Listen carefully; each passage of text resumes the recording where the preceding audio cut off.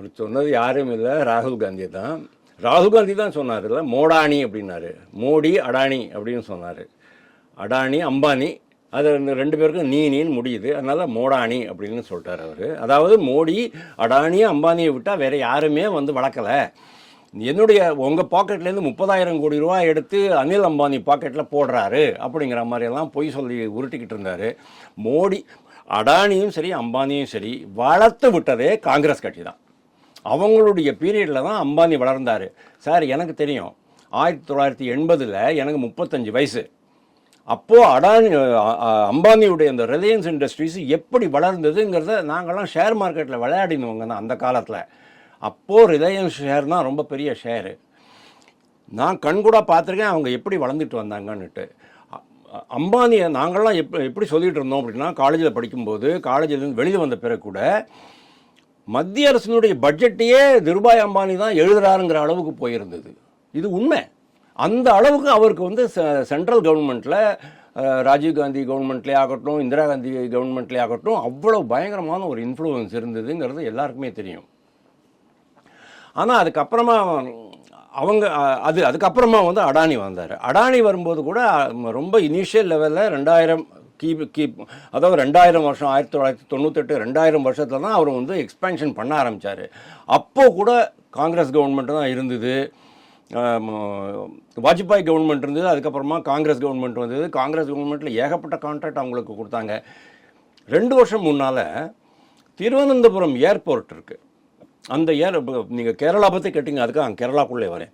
Thiruvananthapuram airport என்ன பண்ணாங்க, அது அடானி இன்டர்நேஷ்னல் ஏர்போர்ட்னு போட்டுட்டாங்க. அதாவது இது எப்படி ஏர்போர்ட்டை கூட நரேந்திர மோடி அடானிக்கு கொடுத்துட்டாரு, நாட்டினுடைய சொத்தெல்லாம் வித்துட்டாரு அப்படின்ட்டு இவங்க ஆரம்பித்தாங்க. ஆக்சுவலி ப்ரைவேட்டைசேஷன் எங்கே ஆரம்பிச்சது? 1991 நரசிம்மராவ் ஆரம்பித்தது, மன்மோகன் சிங் ஆரம்பித்தது. அப்போது மன்மோகன் சிங் ஃபைனான்ஸ் மினிஸ்டராக இருந்தார். 1947லேருந்து 1990 வரைக்கும் இருந்த அந்த காங்கிரஸ் கட்சியினுடைய அவலமான பொருளாதார கொள்கையை தூக்கி கடப்பில் போட்டாங்க இவங்க ரெண்டு பேரும். அதை கடப்பில் போடுறதுக்கு ஒரு காங்கிரஸ் கட்சி தலைவர் தான் வேண்டியிருந்தது, நரசிம்மராவ் ரூபத்தில். அவருக்கு வழிகாட்டுதலுக்காக இன்னொரு காங்கிரஸ்காரர் மன்மோகன் சிங் வந்தார். அதனால் காங்கிரஸ்காரங்க தான் காங்கிரஸ்காரங்களுடைய கொள்கையை கிடப்பில் போட்டாங்கன்னு நான் சொல்ல வரேன். அதுக்கப்புறமா மன்மோகன் சிங்கினுடைய ஆட்சி காலத்தில் பிரதமராக இருக்கும்போது தான் அந்த மாதிரி பெரிய பெரிய சர்வீசஸ் எல்லாம் நம்ம ப்ரைவேட்டைஸ் பண்ணிடலாம் அப்படின்னு ஆரம்பிச்சது. அப்போ தான் டெல்லி ஏர்போர்ட்டையும் பாம்பே ஏர்போர்ட்டையும் ஜிவிகே அப்படிங்கிற ஒரு கம்பெனிக்கு கொடுத்தாங்க ஹைதராபாத்தில். அந்த கம்பெனி எனக்கு தெரியும், அந்த ப்ரொப்ரைட்டர்ஸ்லாம் எனக்கு தெரியும். அதே மாதிரி பெரிய பெரிய ப்ராஜெக்ட்ஸ் எல்லாம் ப்ரைவேட் கம்பெனிஸ்க்கு கொடுக்க ஆரம்பிச்சது அப்போ தான் இந்த சென்னை துறைமுகத்தை கூட ப்ரைவேட் கான்ட்ராக்டில் கொடுத்துருந்தாங்க. இப்போ நீங்கள் போய் பாருங்கள், திருவனந்தபுரம் ஏர்போர்ட்டினுடைய மெயின்டெனன்ஸ் எப்படி இருக்குது, அங்கே இருக்கிற எஃபிஷியன்சி லெவல் என்ன, அதனுடைய அந்த சர்வீஸ்னுடைய குவாலிட்டி என்ன அப்படிங்கிறது நீங்கள் பாருங்கள். இன்றைக்கி அதை பற்றி எவனுமே பேச மாட்டான். ஏன் அப்படின்னா, அந்த ஏர்போர்ட்டு தானாகவே தன்னுடைய வருமானத்தை ஈட்டி ஒரு லாபம் சம்பாதிக்கிற ஒரு கம்பெனியாக மாறி இருக்கு. பெஸ்ட்டு சர்வீசஸ் அவங்க கொடுத்துட்ருக்குறாங்க. விழிஞ்சம் போர்ட்டுக்கு வரேன். விழிஞ்சம் போர்ட் பாரத் சாகர மாலா அப்படின்ட்டு நம்ம நாட்டினுடைய 2016 நரேந்திர மோடி இன்ட்ரடியூஸ் பண்ணார். அதாவது 7500 கிலோமீட்டர் உள்ள கடல் பரப்பு, அந்த கடல் எல்லையெல்லாம் நம்ம டெவலப் பண்ணணும் அப்படின்ட்டு. வங்காள விரிகுடா கடலில் உங்களுக்கு கடல் ஆழம் கிடையாது சார், எல்லாம் 20 அடி தான் மேக்ஸிமம், 20, 25 அடி, 30 அடி தான் மேக்ஸிமம். அதனால் கப்பல்கள்லாம் உள்ளே வர முடியாது. 4 கிலோமீட்டருக்கு அந்த பக்கம் தான் கப்பல் நிற்கும், அப்புறமா தான் அங்கேருந்து எடுத்துகிட்டு வர வேண்டியதாக இருக்கும். ஆனால் மேற்கு கடற்கரை அப்படி கிடையாது. அரபிக்கடல் பகுதியில் மினிமம் உங்களுக்கு 30லேருந்து 50 அடி ஆழம், 60 அடி ஆழம் இருக்கும். சில இடங்களில் 120 அடி ஆழம் இருக்கும்.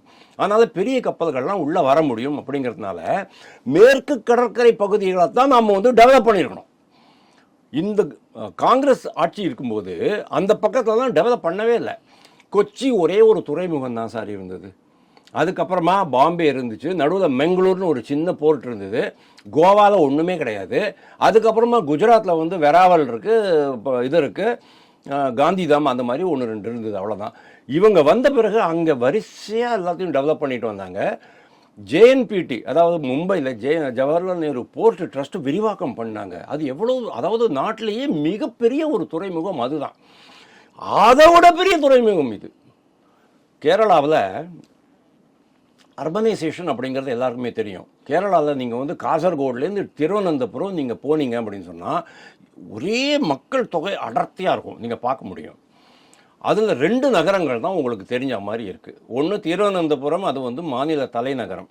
2வது கொச்சி. மேக்சிமம் கமர்ஷியலைசேஷன், அதாவது நகர்ப்புற வளர்ச்சிங்கிறது கொச்சியில் பார்க்கலாம். அதுக்கு அடுத்ததான் நீங்கள் பார்க்குறது திருவனந்தபுரம் கிடையாது, திருச்சூர் அப்படின்ட்டு ஒரு இடம். அதாவது இன்றைக்கி சுரேஷ் கோபி வெற்றி பெற்று வந்தார் பாருங்கள். ஆனால் திருச்சூர் வந்து கடற்கரையில் கிடையாது, ஏரியல் டிஸ்டன்ஸு 50 கிலோமீட்டர் வந்துடும், அதாவது கடல் பக்கம். அதனால் அது துறைமுகம் சார்ந்து கிடையாது. இது கொச்சி துறைமுகம் சார்ந்தது தான். இப்போ திருவனந்தபுரம் எப்படி டெவலப் ஆகும்னு நீங்கள் பாருங்கள். அதாவது இந்தியாவிலேயே மிகப்பெரிய மல்டிமோடல் துறைமுகம் அங்கே டெவலப் பண்ணி விட்டுருக்குறாங்க. இது மாதிரி பல்வேறு திட்டங்கள் அந்த பாரத் மாலா திட்டங்களில் இது ஒன்று. அதாவது பாரத் மாலா திட்டங்களில் 508 திட்டங்கள் அவங்க வந்து பிளான் பண்ணிருந்தாங்க. மொத்த இன்வெஸ்ட்மெண்ட்டு 5,50,000 கோடி ரூபாய் 2016லேருந்து 2024 இந்த 8 வருஷத்தில். இதில் 257 சின்னதும் பெருசுமாக இருக்கிற திட்டங்கள் அவங்க வந்து ஆல்ரெடி நிறைவேற்றி நாட்டுக்கு அர்ப்பணிச்சாச்சு. நேற்றுக்கு இதை அர்ப்பணிக்கிறாரு. நவ் பினராயி விஜயும் சசி தரூரும் 2 பேரும் வேறு வேறு கட்சியை சேர்ந்தவர்கள். அவங்க 2 பேருமே ஒரே கூட்டணியில் தான் இருக்கிறாங்க. அதனால தான் அவர் சொல்கிறாரு, இந்த துறைமுகத்தை நீங்கள் ஓப்பன் பண்ணிட்டீங்க, இது வந்து நாட்டுக்கு அர்ப்பணிக்கிறோம், ஆனால் இந்த விஷயத்தில் வந்து உங்களுடைய கூட்டணி கட்சிக்குள்ளேயே பயங்கரமான வைத்தறிச்சல் இதெல்லாம் இருக்க போகிறது அப்படின்னு அவர் சொன்னது வந்து ராகுல் காந்தி காங்கிரஸ் கட்சியினுடைய பொய்யான ஒரு பிம்பம். அதாவது அடானி அம்பானி விட்டாச்சுன்னா வேறு யாருமே பண்ண முடியாது சார். அவங்கெல்லாம் என்ன நரேந்திர மோடி நீ போட்டு அதை எடுத்துக்கோன்னு சொல்கிறாரா? அப்படி கிடையாது. டெண்டர் ப்ராசஸ் இருக்குது. உங்களுடைய பேக்ரவுண்ட் என்ன, உங்களுடைய ட்ராக் ரெக்கார்டு என்ன, உங்களுக்கு மினிமம் இவ்வளவு பண்ண முடியுமா, அதெல்லாம் பார்த்துட்டு அதுக்கப்புறமா 10 பேர் 100 பேர் டெண்டர் விட்டு அதுக்கப்புறமா தான் அந்த டெண்டர் அவருக்கு கிடைக்குது. நான் என்ன சொல்கிறேன், உங்களுக்கு வேணா நீங்களே டெண்டர் விட்டுக்கலாமே, நீங்களும் தான் அப்ளை பண்ணி பாருங்கள், உங்களுக்கு கிடச்சிதுன்னா எடுத்துக்கங்க, அவ்வளோதானே. அதாவது எல்லாமே முறைப்படியாக விடப்பட்ட டெண்டர்கள் தான். அப்படிங்கும்போது அது யாருக்கும் எந்த விதமான ஒரு கிரவுஸோ அல்லது ஒரு வெறுப்போ இருக்கக்கூடாது அப்படிங்கிறது தான் இம்பார்ட்டண்ட்டு. இந்த மாதிரி ஒரு பெரிய பாருங்கள், இதில் அடானியை யூஸ் பண்ணாத யார்? மம்தா பானர்ஜி கவர்மெண்ட் யூஸ் பண்ணியிருக்கு, நவீன் பட்நாயக் கவர்மெண்ட் யூஸ் பண்ணிருக்கு, தமிழ்நாட்டில் காட்டுப்பள்ளியில் யூஸ் பண்ணிகிட்டு இருக்கிறாங்க, பரந்தூர்லேயும் யூஸ் பண்ண போகிறாங்க. விமான நிலையம் இவர் சிபிஎம் ஆட்சி செய்கிற கேரளா மாநிலத்தில் யூஸ் பண்ணுறாங்க. எல்லா மாநிலங்கள்லையும் யூஸ் பண்ணிட்டு தான் இருக்கிறாங்க. அப்படி இருக்கும்போது நீங்கள் அடானி அம்பானி பற்றி ஏன் இவ்வளோ வெறுப்பு பேசுகிறீங்க அப்படிங்கிறது தான் நம்ம பார்க்க வேண்டியிருக்கு. இந்த மாதிரி பெரிய பெரிய தொழிலதிபர்களை பற்றி நம்ம வந்து அவதூறு பேசும்போது என்ன ஆகும் அப்படின்னா, அவங்க அதை பற்றி கவலையே படல, அது வேற விஷயம். இந்த மாதிரி நீங்கள் பண்ணுறதுனால நம்ம நாட்டினுடைய இமேஜ் கெட்டுப்போகுது. ஒருவேளை அவங்களுக்கு வந்து அந்த அளவுக்கு மன உறுதி இல்லைன்னு சொன்னால், அவங்களும் எதுக்கடா நம்ம பண்ணிக்கிட்டு இருக்கோம் அப்படிங்கிற மாதிரி அவங்க நினச்சிட்டாங்கன்னு சொன்னால், அது வந்து நம்மளுடைய பொருளாதாரத்தை பாதிக்கும் அப்படிங்கிற அந்த ஒரு அடிப்படை அறிவு கூட இல்லாமல் ராகுல் காந்தி பேசுகிறாரு. அதுக்கு தான் நரேந்திர மோடி அதை சொல்கிறார்.